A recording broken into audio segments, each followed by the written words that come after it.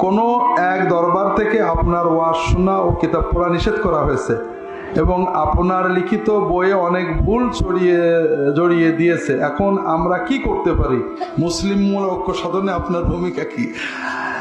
যারা নিষেধ করেছেন তাদের কথা ভালো লাগলে আমারটা পড়বেন না, তারা তো কোরআন শরীফ পড়তে তো নিষেধ করেননি। আমার মতো গুনাহগারের বিরুদ্ধে বললে কারোর ইমানের ক্ষতি হবে না। আল্লাহর বান্দা আল্লাহই জানেন কি জন্য বলেছেন, কথা বুঝতে পেরেছেন? উনি যদি হিংসামি করে বোঝেন সেটা কে জানেন, উনি যদি নেক নিয়েতে বলেন সেটা কে জানেন। কাজেই আমার এইগুলো নিয়ে মাথা ব্যথা নেই। আপনারা আমার বই পড়েন না পড়েন, আমার অনুরোধ হল আল্লাহর কোরআনটা পড়বেন, কোরআনের তর্জমা পড়বেন, কথা বুঝতে পেরেছেন?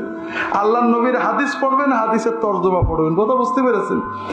আল্লাহর কোরআন নবীর হাদিস পড়লে আপনাদের চোখে নূর আসবে, কলবে নূর আসবে। তখন কোন আলেম ভালো কোন আলেম খারাপ বিচার করার যোগ্যতা আসবে, কথা বুঝতে পেরেছেন? আমার বই পড়ার দরকার নেই, ভালো ভালো আলেমদের বই পড়েন। আর যদি মনে করেন তাদেরটা ঠিক না, আমার পড়তে পারেন। আমি উম্মতের ঐক্যের ক্ষমতা আমার নেই, তবে আমি একটা জিনিস বুঝি যে উম্মতের ঘরে আগুন লেগেছে, এই আগুনের সুযোগে খ্রিস্টানরা এসে মুসলমানদের খ্রিস্টান করছে, নাস্তিকরা যুবকদেরকে নাস্তিক করছে, ফাসেকরা জিনা ব্যভিচার মদ ছড়িয়ে দিচ্ছে, আমরা ঝগড়া করছি, ঠিক না? কষ্ট লাগে, কিন্তু আমাদের কিছু করার নেই। আমি এইটুকু বুঝি যে এই আগুনে আমি কোনো মতেই বাতাস দেব না, আগুন বাড়াবো না।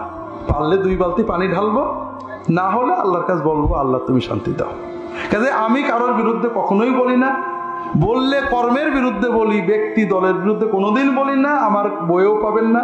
যেগুলো বিরুদ্ধে বলি সেগুলো যতটুকু ইসলামী আদব সহ বলি। এতে কারো ভালো লাগলে আলহামদুলিল্লাহ। দুনিয়ার মানুষকে খুশি করা সহজ না কঠিন? আর আল্লাহকে খুশি করা, বাস আমার রব যদি খুশি হয় আলহামদুলিল্লাহ। আল্লাহু তাআলা আলাম। আল্লাহুম্মা সাল্লি আলা মুহাম্মাদিন নবিয়্যিল উম্মি ওয়া আলা আলিহি ওয়া আসহাবিহি আজমাইন।